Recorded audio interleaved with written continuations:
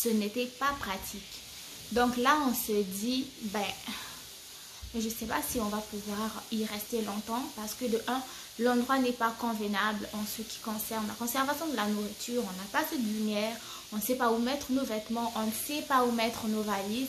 D'ailleurs, on n'a pas de table de travail. Allons-nous travailler sur le lit? Déjà, c'est pas pratique pour les gens qui font 1000 et 1000 devoirs. Travailler sur le lit avec un dos courbé comme ça, je t'avoue que tu travailles pas comme ça pendant 1 ou 2 heures. C'est pas assez pratique. Donc là, on ne dit rien, on observe.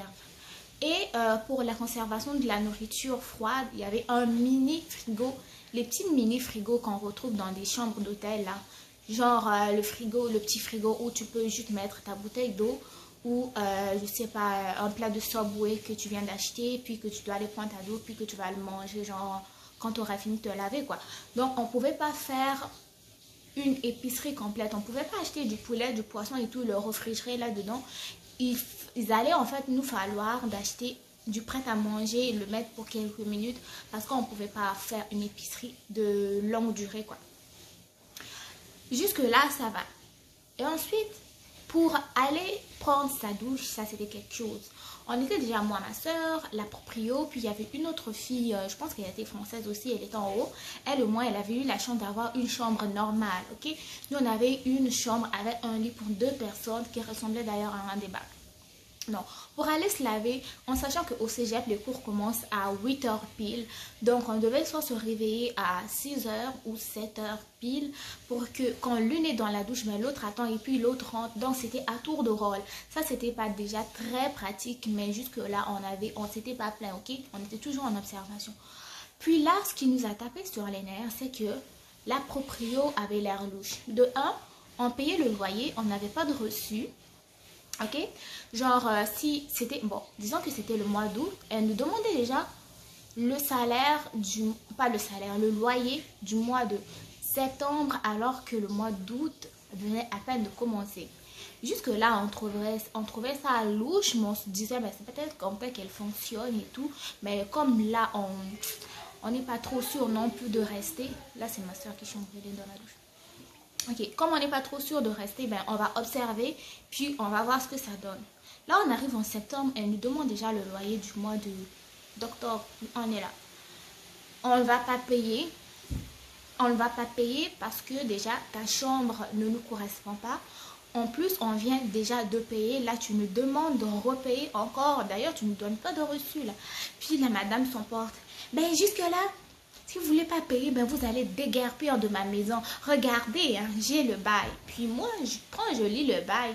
Le bail ne signifie en rien les menaces qu'elle nous disait. Que non, si nous ne payons pas, nous allons être dans la rue. Maintenant, sur le coup, ben nous, on était comme stressés. On a payé le loyer. On a payé l'avance. Le loyer, je pense qu'une chambre, c'était 500 $, mais on a payé 250, mais on n'aurait pas dû. Mais nous, on ne le savait pas. Mais une fois qu'on a payé la moitié du loyer, puis là, elle augmentait ses menaces. D'ailleurs, il faut que vous sortiez de chez moi. Puis nous, on dit, d'ailleurs, ta chambre n'est pas comme ça, n'est pas comme ça, il n'y a pas ceci, il n'y a pas ceci. Elle dit, ben, dès ce soir, vous allez sortir de chez moi. Je dis, are you sure, girl? Es-tu sûre? Bon. Là, on se calme, moi et ma soeur, ben, nous disons, ben, on va aller marcher pour réfléchir parce que cette femme-là ne semble pas aller bien dans sa tête, ok? Puis là, on a vécu un moment de blues. On est allé, je pense qu'on a pris le chemin qui conduisait au McDonald's. Puis là, on était comme deux petites brebis égarées qui ne savaient plus quoi faire de leur vie. On est là, oh, où est-ce qu'on va dormir? On va dormir dans la rue et tout. On n'a pas un endroit où aller. On vient à peine d'arriver. On connaît personne. Qu'est-ce qu'on va faire?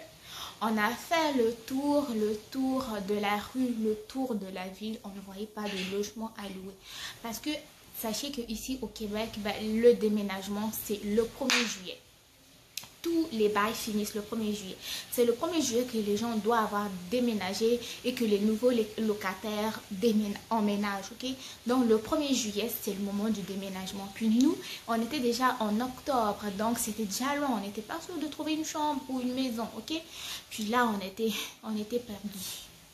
On marchait, on ne savait pas où on allait, on ne savait pas quoi faire. Puis c'est là que je me suis dit, on va aller voir sur Logis Québec les règles du locataire et du locateur. Parce qu'ici c'est locataire, celle qui vient louer, puis locateur, celui qui loue. Là, on a lu, on voyait que d'ailleurs, on n'avait pas signé un bail convenable. De deux, elle n'avait pas le droit de nous demander la moitié du loyer comme elle a fait. Et d'ailleurs, nous demander du loyer en avance. Et l'appartement ou la chambre qui nous louait n'était pas assez convenable. Puis là, on est allé et moi, j'ai pris le lead. Okay? Moi, quand je suis énervée, j'ai le sang chaud comme on dit. Je suis allée la voir, j'ai dit ceci, on n'a pas signé un loyer normal. D'ailleurs, ceci, elle s'est sentie menacée. Elle dit, ben, d'ailleurs, d'ici là, vous allez sortir de chez moi, je ne vais pas vous rembourser. Puis nous, on a dit, ben, il n'y a pas de problème, gardez l'argent, mais votre chambre, on va la quitter. On va la quitter. Puis le lendemain, nous avons trouvé une chambre, ok? Vu qu'on voulait à tout prix quitter sa chambre, nous avons trouvé une chambre. Puis nous avons contacté le monsieur. Il nous a d'ailleurs fait visiter, pardon. Mais sachez que ici au Québec, quand tu vas dans un autre logement, ce propriétaire-là doit contacter tes propriétaires d'avant pour savoir ton comportement, si tu payes bien ou pas. Donc, le monsieur, il a fallu qu'il demande à cette femme-là. Puis, je ne sais pas ce qu'il lui a raconté, mais le monsieur s'est rétracté. Il dit non, je suis désolée, vous ne pouvez pas avoir l'appartement et tout, parce que ça ne vous conviendra pas, vous êtes deux, nanana, nanana. Ben nous, on a compris. On a compris que si on n'avait pas eu l'appartement, c'était à cause de cette femme-là. D'ailleurs, c'est après qu'on a remarqué que ce proprio, le nouveau proprio qui nous avait refusé l'appartement, était le voisin juste d'en face de la madame qui nous avait escroqué. Ce qui veut dire que sûrement il nous voyait sortir et rentrer de là. De surcroît, quand il a appelé pour avoir donc son avis, elle lui a sûrement dit que non. Donc voilà. Il nous a refusé l'appartement, puis là, on a fait comme des publications sur Internet et tout. Et là, il y a une fille française qui est allée au cégep aussi, qui nous a référé à une autre fille. Puis là, la fille avec qui elle nous a référé, je ne dirai pas son nom, elle nous a proposé de nous montrer. En fait, il y a une madame qui avait comme 2 chambres. Puis on pouvait emménager chez elle, ok? Donc on est allé voir, on est allé visiter les chambres, puis ils étaient très convenables, l'appartement était parfait, le plancher, les 2 chambres bien séparées, chacune qui paye ceci, qui paye cela.